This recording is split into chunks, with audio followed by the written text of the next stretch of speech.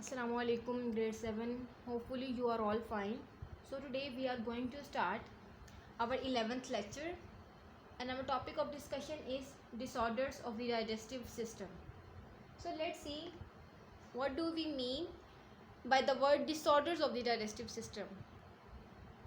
Any problem in the digestive system due to the contaminated food, stress and malfunctioning of any part of the digestive system causes disorders of the system.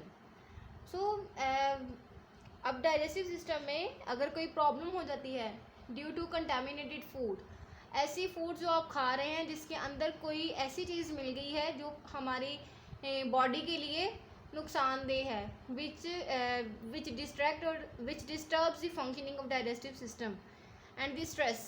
आपको किसी चीज़ की tension है या परेशानी है तो this also cause disorders of the digestive system and malfunctioning of any part of the digestive system. So if any of your organ is not working properly, like stomach, liver and intestines, so if there is any problem in any part of the digestive system, that it will cause the disorders of digestive system. So what are the reasons of the disorders? This first reason is contaminated food, second is stress, third is malfunctioning of any part of the digestive system. अगर कोई भी उसका part proper तरीके से काम नहीं कर रहा, मेल फंक्शनिंग कहते हैं कि कोई पार्ट अगर सही तरीके से काम ना करे. So this will all cause disorders of the system. So some most common digestive problems are diarrhoea and constipation. So let's see the first problem, diarrhoea. So diarrhoea is a condition by loose watery stools. Stools अब कहते हैं कि the last amount of the substances that is undigested part जो रह जाता है हमारे food का, तो उस पार्ट को हम क्या कहते हैं, that is removed out of our body is called stools. अब जो undigested part through anus remove होता है उस पार्ट को हम कहते हैं stools. So when diarrhoea is characterised by loose watery stools.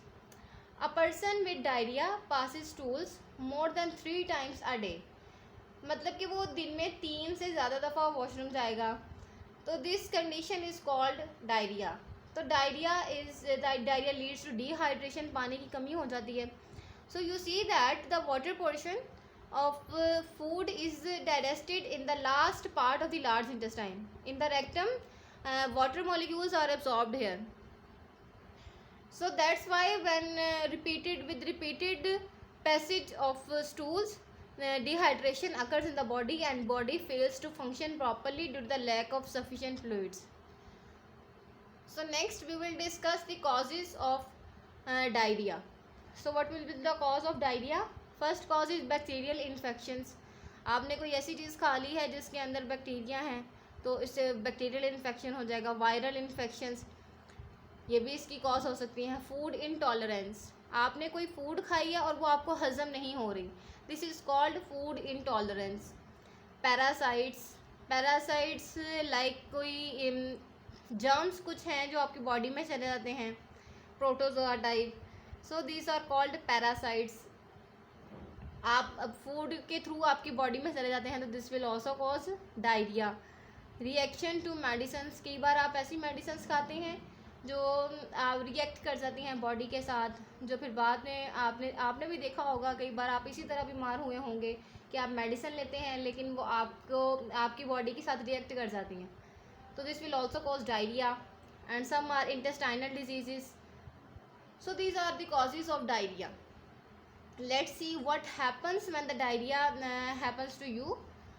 So symptoms are abdominal pain, abdomen में पेन होगी. तो एब्डोमिनल पार्ट कौन सा होगा हमारा? First part is thoracic part. So I will show you here. So you can see here in the picture that this upper portion containing lungs is the thoracic part and this lower portion is called abdominal part. This is called abdomen and this is our thoracic part. So diarrhea will cause the pain in abdomen. And the next it will cause bloating. Bloating is the swelling of abdominal area. अब इससे क्या होगा? Swelling, the area, this area will be swallowed, stomach area that will be swallowed, and it will cause pain in abdomen. The third condition is nausea, uneasy feeling in stomach to vomit. Nausea आप उस condition को कहते हैं when you feel like that you are causing vomit. आप vomit आपको आ रही होती है but you don't vomit, आपको vomit करते नहीं है, लेकिन the condition in which you feel uneasy and feeling in stomach to vomit, आपको vomit वाली condition आपकी होती है, that is called nausea. So these are the symptoms of diarrhea.